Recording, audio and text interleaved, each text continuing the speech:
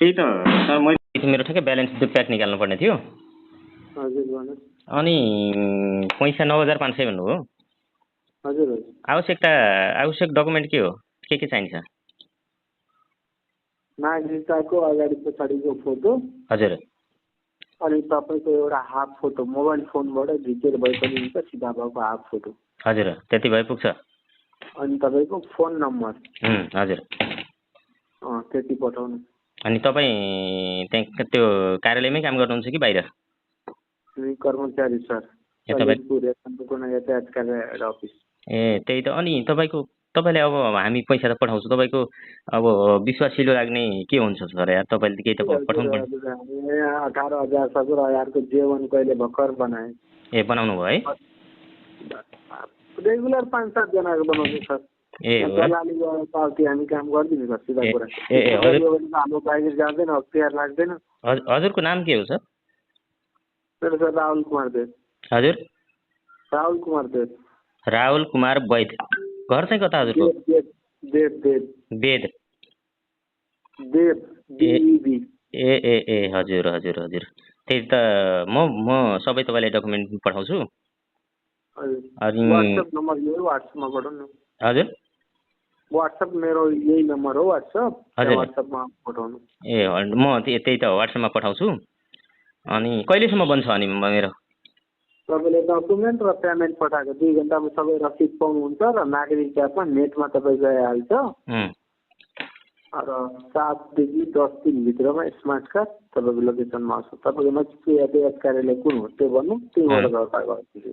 यतैबाट दर्ता गर्नुहुन्छ? हजुर।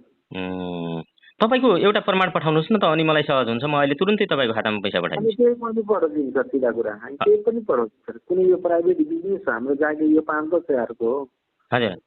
बुझ्ने मान्छेहरूले हामीले हेर्दैछ, 5-7 जना 8 जनासम्म रेगुलर गइरहेछ। हो र? जङ्गल खाएको छ, उहाँहरूले चित्त बुझ्छ, जसलाई चित्त बुझ्छ उहाँहरूले सर गरिदिनु। यो नम्बर त तपाईँकै हो नि? हजुर। सरकारी फिल्म हेर्नुहुन्न? हजुर। सरकारी फिल्म हो त्यो हेर्नुहुन्न? सरकारी फिल्म हो र यो? अब त्यति पनि अब नेपालमा भएको मान्छे नेपालीलाई त्यति चिन्नुहुन्न। ठिक छ, म यसो गर्छु नि त, तपाईँलाई पैसा क्यास दिन पठाउँछु नि त। मान्छे तपाईँ कहाँ हुनुहुन्छ? के व्यापारी के अरे प्राइभेट बिजनेस हो, भेटेर त्यस्तो गर्न थाले नेपाल अधिराज्यको मान्छे यहाँ विश्वासले काम गरिरह हो नि त सर। म पनि त काठमाडौँ छु। तपाईँको लाइसेन्स हो, तपाईँले विश्वास गर्ने कि हामीले त हामीलाई के चाहन्छु सर? तपाईँलाई मैले त्यहाँ यहाँभन्दा म त्यो एकजना म आफै आउँछु नि त। जसले भेटेर गरिदिन्छ उनीसँग गर्ने सर। ल म तपाईँको उसमै हालिदिन्छु। तपाईँको खाता नम्बर दिनुहुन्छ कि के दिनुहुन्छ? सेवा पठाइदिन्छु, म क्युआर पठाइदिन्छु। सेवा नै खाता नम्बर दिनुहोस् न। क्युआर पठाइदिन्छु। खाता नम्बरको? चोरले होइन के अरे सेवाको चोरले ब्याङ्कबाट चोरी गर्छ, मान्छे बाटोमा हिँड्दै गरेको मान्छेको चोरी गर्छ, घरको ढोका फुटाएर त चोरी गरेको छ। चोरले जस्तै पनि चोरी गर्ने, यो एउटा मान्छेको भरम मात्रै हो। काम गर्ने जस्तै पनि काम गर्ने हो। तपाईँ काम गर्नुहुन्छ है? होइन, हामी काम गर्दिन। तपाईँलाई म अब मैले जानकारी गराएँ। म चाहिँ पत्रकार हो। हजुर। तपाईँसँग कुरा गरेका कारण हो नि, तपाईँले एकजना मान्छेलाई 1 हप्ता अगाडि नै पैसा लिनुभएको छ, हालसम्म पनि त्यो डकुमेन्ट बनाउनु भएको छैन। हजुर। होइन? हजुर। अब तपाईँको यो नम्बर म धनगढी। तपाईँ को हो अनि भन्नु न, को हो तपाईँ? मेरो नाम पवन भण्डारी हो। तपाईँ को हो? मतलब पवन भण्डारीको तपाईँ कुन पोस्टमा के हो तपाईँले? तपाईँको यसमै पठाउँछु, तपाईँको यसमै लिङ्क पठाउँछु।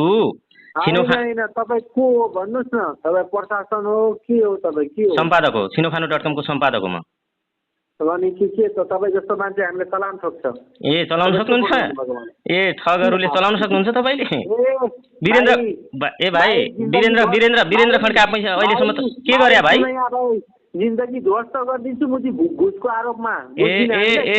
त सरकारी कर्मचारीले यस्तो गर्ने?